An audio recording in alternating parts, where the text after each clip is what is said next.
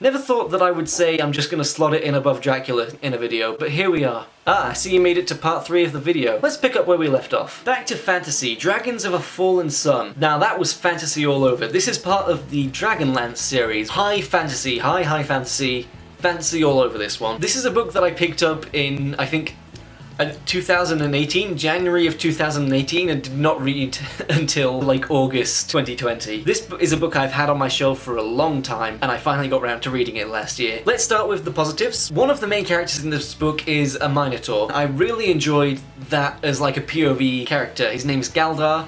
He carries a big axe. He's a one-armed Minotaur. Really cool choice for like that to be one of the main characters as opposed to a human or an elf. It was cool for one of the less prominent fantasy races to, you know, have some time in the spotlight. And I liked J.R.R.'s character as well, for the most part. He does end up being the second in command to a character called Mina, who I have things to say about Mina. We'll put a pin in Mina for now. Another big positive I have about this book is the character Tasselhoff Burfoot, who is a Kender, which is the Dragonlance version of a halfling. I have to say, without Tasselhoff's character in here, I don't think I would have finished the book, because he was definitely by far the most interesting. He had the most personality out of anyone, and he had the most interesting storyline. Absolutely great character, very funny as well. He gets paired with a very glum guard, and they make a great comedy duo. And there was some decent action along the way in this book, but for the most part, the other characters were kind of just going through the motions of a generic fantasy story. To be fair, I bought this book because it looked like a very generic fantasy story, like a classic old-timey fantasy story. There's magic and dragons, and it definitely had that. There were not as many dragons as you might expect a book called Dragons of a Fallen Sun to have. It's sort of a background detail that the main provinces of this world are being governed, not so much governed, but they're being ruled over by various different dragons, and people have to give up a certain amount of their gold to the dragons that are ruling over the provinces. Otherwise the dragons get big mad and come and burn everything. But we did not actually spend that much time with the dragons themselves, which is a little disappointing. And now let's get back to Mina. Mina is one of the primary characters in the book. Our introduction to Mina: J.R.R. and his troops are stuck in a sort of desolate place, and then a massive storm happens and she's basically sent from the heavens. I'm not sure if it was intentional or not. I definitely got the sense reading it that there is definitely a darker edge to Mina, because she's very insistent that people are unquestionably loyal to her, and it makes me think that she might become evil later on in this series. That being said, I'm probably not going to continue this series. I couldn't get that invested in most of the characters other than Tasselhoff. He was a breath of fresh air to bring in, and I absolutely love him. He just said whatever was on his mind at the time, no filter on him, which I really enjoyed. And for a lot of this book reading it, I was just waiting to get back to the chapters where he was there. I think High Sea is definitely the place where I'm going to leave that one. Probably enjoyed it a bit more than these, because I do enjoy a good fantasy trope, and this book was full of them, even if they were somewhat cliches.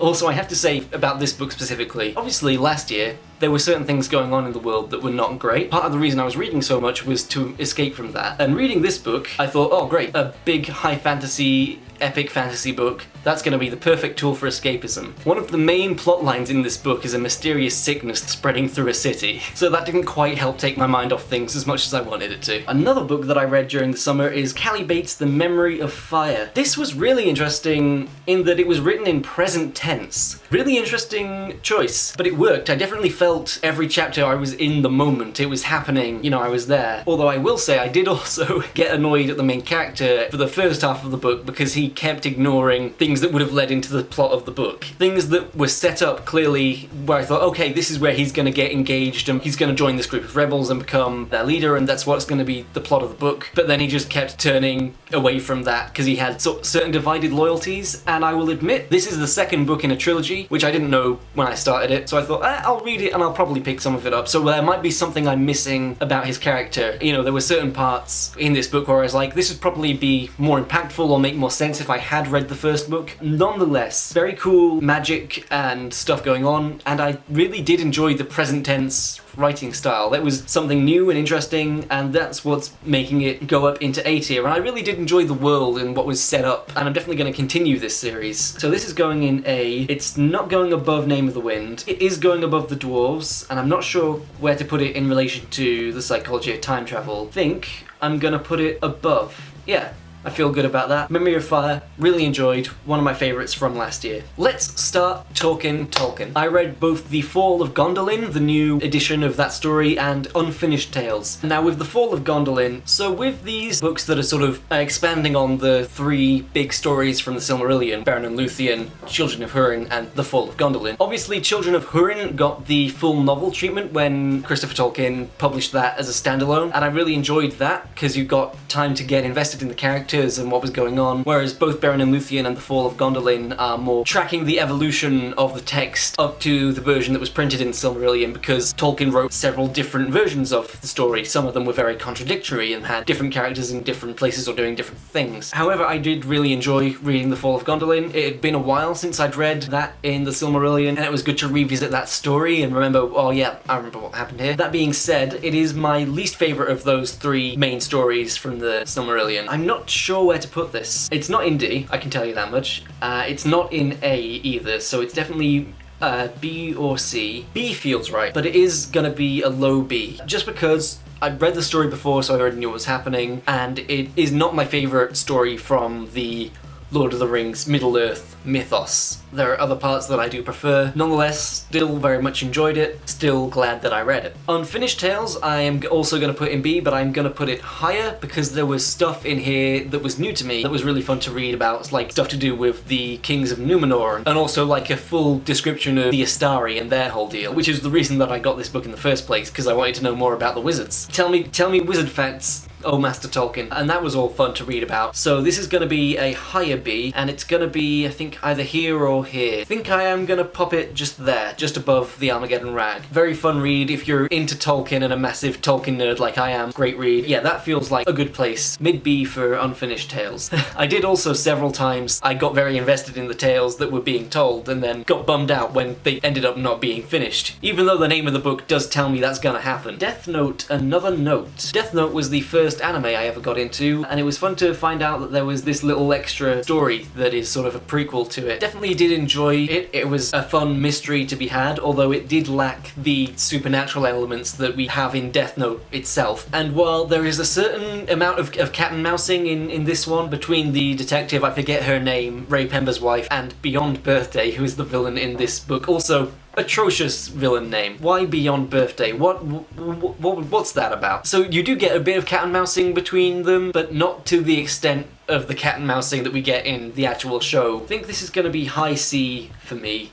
What do we got next? The Poet and the Murderer. This was the only non-fiction book that I read last year. A very interesting story about Emily Dickinson and a forged, or supposedly forged, Emily Dickinson poem, and one of the most prolific forgers of history. Just really interesting story. I do recommend looking it up. Also, there are like quite a few pages in this book devoted to graphology, which is the study of handwriting. I never thought that I would find the study of handwriting so interesting, but this book managed to do it. This is going up in C. Might even put this up into B. I really did enjoy reading about this topic and like the investigation that the author went into. Is it going above or below Dracula? That's the question we have to ask ourselves every day. I think I'm just gonna pop it there between Dracula and The Fall of Gondolin. Okay with that? Wolfblade next. This was a big fantasy book, very, very similar in terms of like tone to Song of Ice and Fire. I have to say it was a surprise. I thought at first it was going to be, like in Song of Ice and Fire, almost all humans.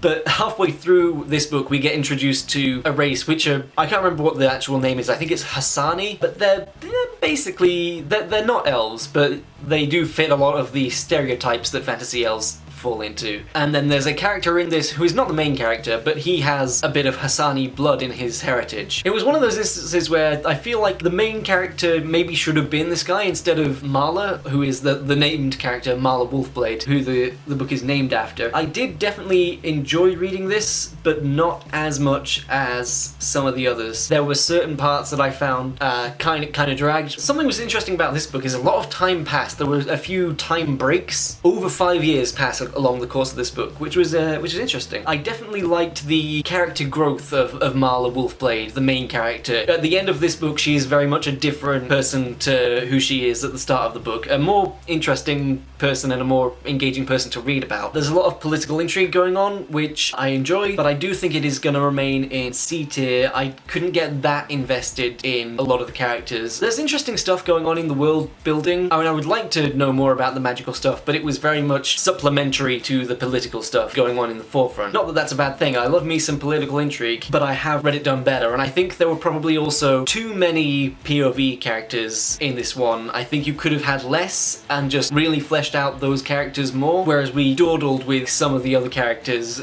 who weren't as engaging. Nonetheless, good read. Enjoyed it enough, but didn't love it. It's going in C tier. And I think it's probably going to be joined by Terry Brooks' The Wards of Faerie, first book in the Dark Legacy of Shannara. Now, I will confess, Shannara is obviously a very big series, and this definitely takes place later on in the series. This is the first book I've ever read that has anything to do with Shannara, and there were definitely points where I felt there were things that seemed like they were fan service to people who had read earlier books. There were characters mentioned from the past, and the way it was written seemed to be like, if I knew who that was, this might be a more impactful moment. But it was a nice high fantasy book. I definitely did enjoy it. It's either high C or possibly even getting into B. There were some really cool characters that I enjoyed following. Nothing I can think of that I can remember from this book particularly stood out, but there were some cool moments, especially there's a plotline where our main character, she's being hunted by someone who's trying to kill her because she's discovered this key piece of history which changes a lot of things. Actually, now while I'm starting to talk about it, I am remembering a lot of stuff I really liked, and it's bumping it up actually. I think this is gonna go in mid-B. I think I'm gonna slot it in above Dracula, but below the Armageddon Rag. Never thought that I would say I'm just gonna slot it in above Dracula in a video, but here we are. These three here are the first three books in the trilogy of 5, the Hitchhiker's Guide series. I remember watching the Hitchhiker's Guide film when I was very young, and I think I enjoyed it at the time, but I was quite confused by the ending. After reading the books, I have to say certain liberties were taken in the adaptation. Like, it's quite clear in the text that Marvin is a tall robot, yet they made him a very short robot, presumably for marketability reasons. Kids might want a toy of a short, round robot. Also, the whitewashing of Trillian is quite a big negative for the film. That was definitely not a great thing to do. But we're not talking about the films here, we're talking about the books. What I liked about these books is they're very funny and they're very weird, and they just embrace it. Now I'm gonna make a controversial choice. Actually, I don't know if it's controversial or not, but I am gonna put The Restaurant at the End of the Universe up in A tier, because I enjoyed that more than the other two. And I'm gonna put it, I think, above The Dwarves. The reason I enjoyed that one more, and the other two are going to go in B tier. Actually, maybe Hitchhiker's Guide is gonna go lower A. Yeah, I'll put that in lower A. And the reason I enjoyed The Restaurant at the End of the Universe more is because we've already established what's going on. We've got time to invest in the supporting characters, especially Zaphod. I found his story arc in the second book really cool. The fact that he's programmed himself to act a certain way and erased his memories, and he's on a hunt to get them back and break out of his control, and it's his whole thing in the second book. I really enjoyed his journey and all the stuff that he goes through. Life, the Universe, and Everything, the third book, I am gonna put in B. I'm not sure where in B I'm gonna put it. I think I might put it here. It was still a very fun read. I very much enjoyed that by this point both Ford and Arthur are completely done. Like, they've been through so much weird stuff already that they're just like, yeah, world's gonna end, who cares? Let's just have a party. Really enjoyed that part of it, but I didn't quite enjoy it as much as the other two, so that's going in B tier. Still in B tier, that's still a good innings. And finally, we've got The Last Wish, The Witcher, the first book in the Witcher story. This has the potential to go in S tier. So I watched the Witcher show on Netflix, really enjoyed that, and got the book to get into it. Really enjoyed reading it. So this book is basically a series of short stories following Geralt. Most of what was in here I had already seen in the show, but there were a few stories that were new to me, which was very cool. I don't think that I did enjoy this more than Name of the Wind. So it is going to be an A tier. Still an A tier, that is still good. Very good. For me, Joe Abercrombie is like the GOAT, so it's going to be hard to compare. This is definitely high A. This is going above or below Memory of Fire. Very much did enjoy reading it, even the parts that I'd seen adapted in the show. That is going in A tier. And that is my list. Those are my reviews for the books that I read last year. My battery is about to go, so before it does, I'm gonna go. If you want to tell me about the books that you read in last year, or if you disagree with any of my choices, feel free to tell me in the comments. If you want to subscribe to my channel, go ahead and do it. Check out some other videos I've made. Thank you all so much for watching this video, and as always, I will see you in my next one.